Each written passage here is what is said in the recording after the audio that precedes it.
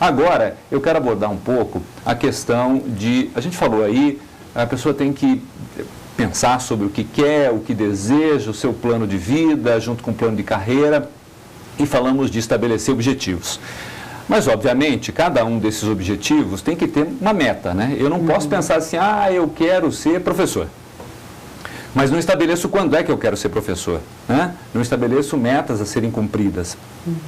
Como é que a gente estabelece isso? Como é que eu defino prazos, professora? Ok. Bom, é muito comum, né, as pessoas terem sonhos a respeito daquilo que elas desejam para a vida.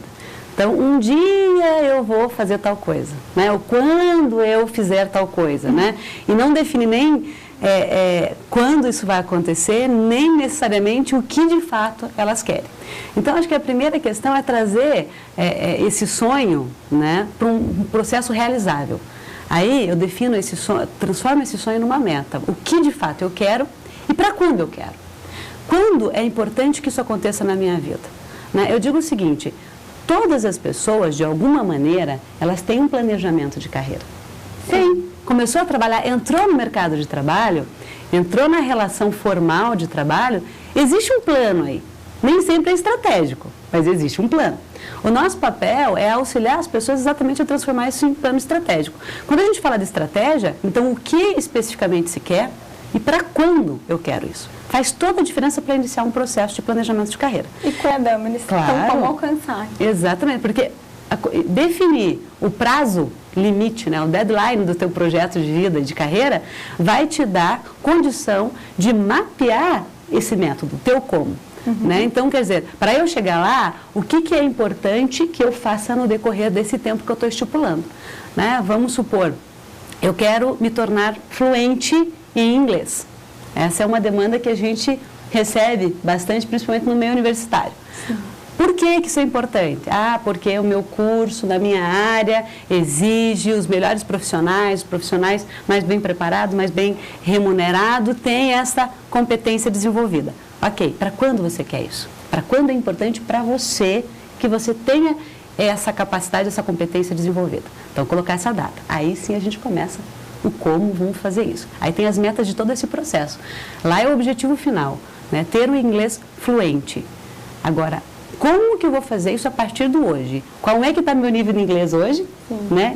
Já comecei um processo de aprendizado, eu estou iniciando da estaca zero, e aí quais são os pontos que eu considero importante para chegar lá?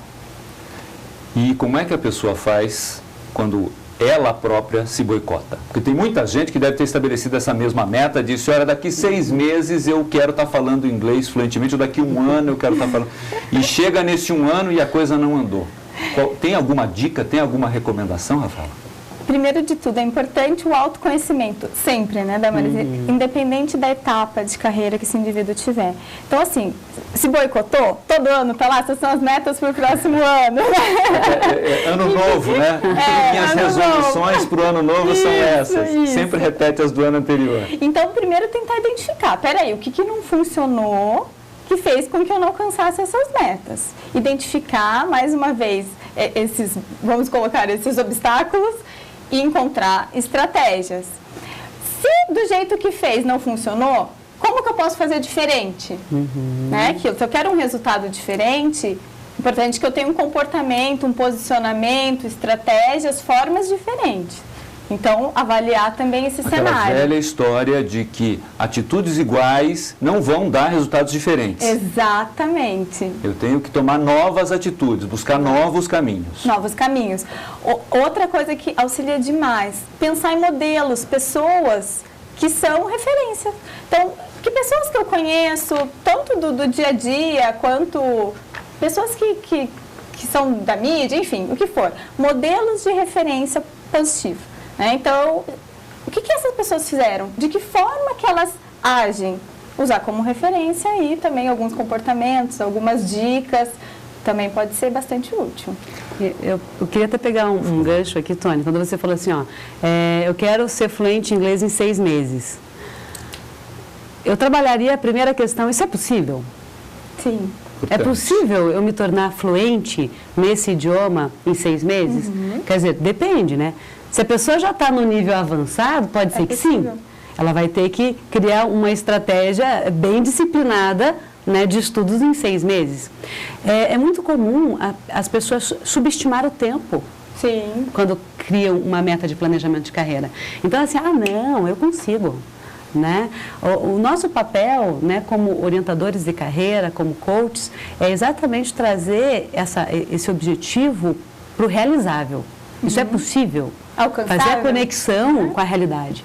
Porque senão a pessoa ela subestima o tempo, superestima a capacidade dela, que às vezes não dá desenvolver o idioma em 6 meses.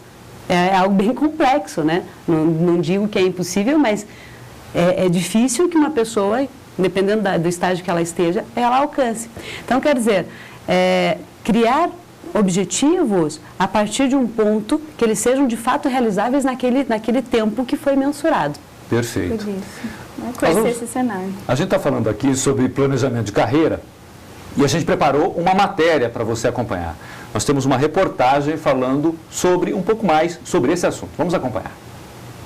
Existem pessoas especializadas em prestar aconselhamento profissional. Para entender a importância desse serviço, antes vamos explicar como é definido um plano de carreira. É o projeto que o colaborador, que uma pessoa interessada em crescer profissionalmente tem, né? Então, assim, muitas vezes ela tem que pensar onde é que ela quer chegar e o que ela precisa fazer para chegar à posição no médio a longo prazo. Assim, é importante definir isso. Assim, plano de carreira não é algo que você vai fazer hoje e amanhã você vai conquistar. O especialista interfere ajudando a desenhar, encontrar possibilidade de aperfeiçoamento e a fazer um levantamento de expectativas. A psicóloga explica que nunca direciona as escolhas do orientado. O que acontece é feito a partir dos interesses apresentados pela pessoa que buscou assessoria. Essa consultoria pode ser feita através de orientação profissional ou de coaching. Mas, por exemplo, um funcionário que já está empregado dentro de uma empresa, se ele tem uma boa relação com o RH, se ele tem uma boa relação com o gestor dele, ele mesmo pode construir esse plano de carreira e, junto com a empresa, alinhar, né? Então, assim, o plano de carreira não é só para quem está dentro de empresa, é para quem está fora, e muitas vezes daí o trabalho do coach ou da orientação profissional pode ajudar também nesse sentido. Juliana é bancária há 10 anos e estava insatisfeita com a profissão. Ela é formada em psicologia e não via como conciliar as duas profissões. Depois do acompanhamento da especialista e de fazer muitas lições de casa, ela tem planos de longo prazo e sabe o caminho que pretende percorrer para chegar lá. E para isso, nem precisou abrir mão de sua carreira no banco, como havia pensado em primeira instância. Você vai se reconhecendo nas atividades que você vai fazendo, ou você vai se conhecendo, né? Porque tinha coisas que eu não tinha noção de que eu podia, ou que era uma habilidade, ou que era algo que eu tinha tanto interesse. Mas foi o que aconteceu comigo em relação ao banco, é que eu comecei a me reconhecer bancária. Eu comecei a aceitar mais, e aceitando as coisas começaram a fluir de uma maneira diferente, né? Então, as oportunidades começaram a aparecer, eu comecei a me sentir mais segura para acertar certas oportunidades e até de me organizar dentro do banco e ver as possibilidades dentro do banco, até como psicóloga. Esse é um exemplo muito interessante, porque a gente sempre parte do princípio de que eu gosto de alguma coisa e vou construir minha carreira a partir disso. Não é esse o caso, né? Ela se descobriu dentro de um ambiente de trabalho. Isso também pode acontecer, não pode? Com certeza. Claro. E por isso que é importante a questão do autoconhecimento, que inclui aí todo o contexto, essas influências, como essa pessoa chegou nesse lugar. Eu gosto disso, mas é possível fazer tudo que gosta? Não. Isso não é, né? Isso é um mundo ideal. E depois a gente não conhece todas as áreas, pode haver alguma que de repente eu não conheça e me identifique com ela. Exatamente, daí que entra o segundo pilar, quando a gente pensa num processo de orientação profissional. O primeiro é o autoconhecimento, identificar todas as influências, todas as necessidades, todos os valores, a sua história de vida, quem você é e quem você pretende ser, né? O segundo pilar que entra essa questão desse cenário do mundo do trabalho, seja do mundo acadêmico, seja já com foco no mercado de trabalho, mas que é fundamental conhecer. Então, muitas vezes a gente desconhece, fortemente os estereótipos estão presentes, né? Então, temos concepções que são construídas ou que são apresentadas de forma pronta e a gente acredita naquilo e muitas vezes não busca essa informação.